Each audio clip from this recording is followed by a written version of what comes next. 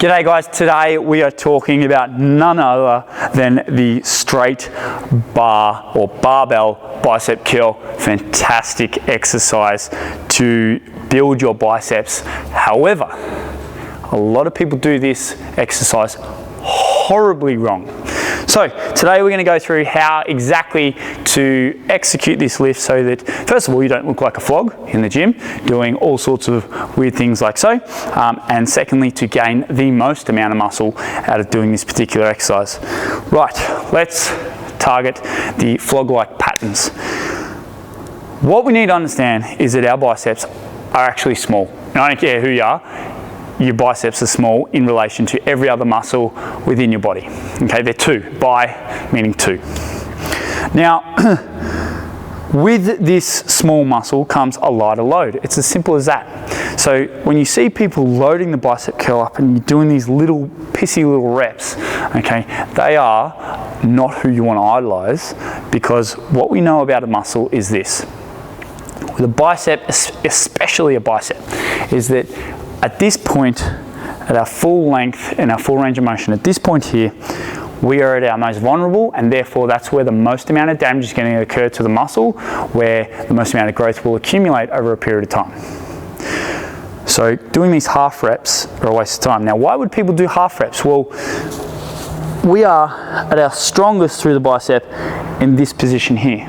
Okay, so we're fully contracted and we can hold, which is why if we jump, say someone who can't do a chin up, they jump up and they hold, okay, you're in an isometric hold, and they can just hold this position because we're at our strongest point, versus potentially at this point where we may not hold as long.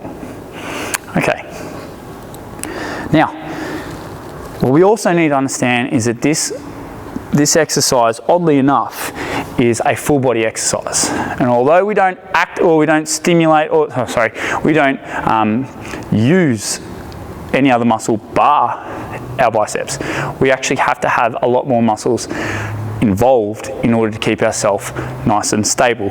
Why is stability so important? Because if we have stability, or we're pulling from a stable position, then we are going to be able to create more tension through that muscle, and tension accumulated over a long period of time will give us greater growth.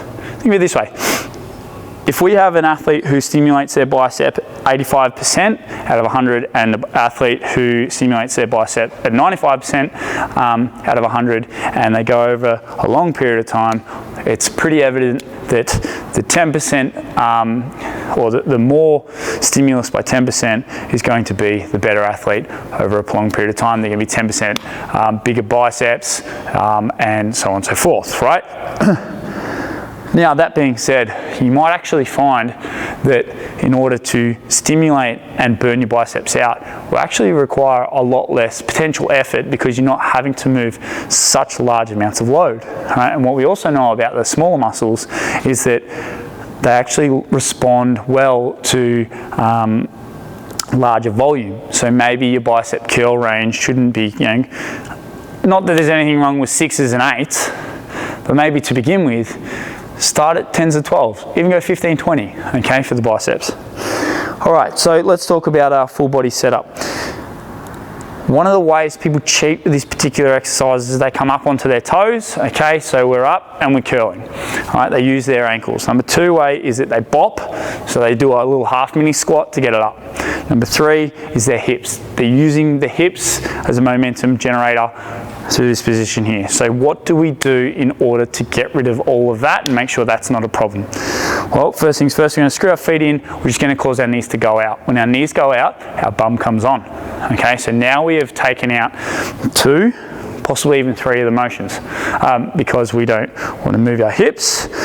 By screwing our feet in is going to cause our hips to lock on, or our bum to come on. So we're going to squeeze our glutes together. Now with our knees, it's really simple, lock them out. Okay, so we're going to squeeze our quads, squeeze our bum, and that's going to lock up our bottom half of our body. All right, so now momentum's a lot harder to generate. Next, what we want to do is we actually want to pull our shoulder blades back and down. And by doing this, we're going to shore up and create stability through our shoulder blade, which is where the bicep starts. okay? So if we can create stability through this joint here, it's going to allow this joint here to do 99.9% of the load, all right, or the work. Bear with me. That may not be the case, but you will find that you will gain a lot more stimulus through the bicep. Now, that is what you want to do in order to set your body up. Let's talk about arm position. Now, what we want to do and what we know is that as I'm coming down, we want to make sure that I'm getting full range of motion. Now, if I come down to my hips and I have my arms jammed by my side like this, you can see that my hips are in the way and that I can't actually get all the way down. All right, you can see that there. Right? If I grab the barbell now and I stand on my side, all right, you can see that there. Right, they're not straight. Right, even if I let them go straight. Now you can see that when I let them go straight, first thing they do is they actually push forward, but I'm still not at full extension. So what we're going to do and the way we're going to set this up is we're actually going to start at the top portion and we're going to work our way down. Okay, and when we work our way down or control the negative, the eccentric portion, what's going to happen is you're actually going to have a lot more tension through the bicep, because you have to control it down. All right, so what we're going to do is we're actually going to start at the top, pull the shoulder blades back and down. This is going to be your start position. You're going to lock your feet out, quads and glutes on, screw your feet in, shoulder blades back and down. Now what happens here is that you can see that my arms are in front of me and that they're going to fall forward. Okay, but what have we noticed? I'm at full extension. So I'm going to pull these shoulder blades back and down. We're going to allow them to fall forward and we're going to control this negative portion, come back up. If you don't control the negative portion, you're going to put too much tension and load through the ligaments and the tendons rather than the bicep itself. And that'll expose you to all sorts of arm injuries potentially. All right, so it's really important that you are controlling the negative. Now, I'm not talking about going 1, 2, 3, 4, not at all. All I am wanting you to do is to make sure that when you're coming down that you have tension through the muscle. All right, so I want you to tense your arm as hard as you can and maybe get a friend and have them push it down, and you're going to try and fight their hand down, and that's the type of tension I want through that muscle the entire time. Okay, don't allow the weight just to lock you out, because you're going to put too much unnecessary pressure and tension on this ligament here and on this joint here. All right, so let's go through an example. Now, me personally, I like to go with my ring finger on the knurl. However, your bar may not be one like this. It might be a preset bar. So just have it so that when you're coming up and down, it's like this. Now, one more thing about up and down, and that we want to make sure that when we're executing this lift that we are following a straight line of pull. What does that mean? Well, in this position here, and I'm coming up and back down, you can see that my arms are nice and straight. Okay, my wrist, my elbow and my shoulder are all in a line. And so by going up and down in a line like so, we aren't putting excessive amounts of force on our internal portion of our arm or our external portion of our arm, or the medial portion and the external, oh yeah, whatever. Point is inside, outside, right? So, what I want you to do here, we're going to start up. We're going to squeeze our glutes on, quads go on, shoulder blades back and down, and what I want you to do is control. Now, I'm not really fast as the count, that's up to you, okay? Again, down, bang, full extension, down, bang. And you will feel that your arms are coming absolutely alive with this particular range there.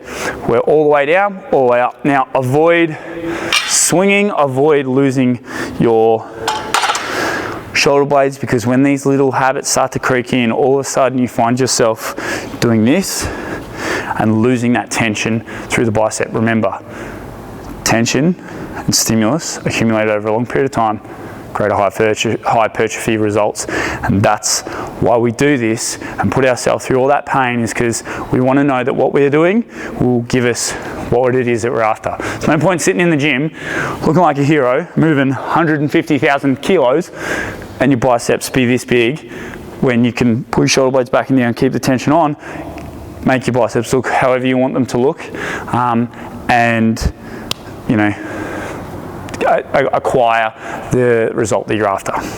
All right, team, really basic movement pattern. So remember, all it is a hinge pattern. So that portion there to that portion there. Don't swing, don't rock, don't jump, don't do any of that. Just keep it nice and tight. Control your negative, bang. Control your negative, bang. And you guys will get some serious gains. All right, team, that's there is how you do a straight barbell bicep curl.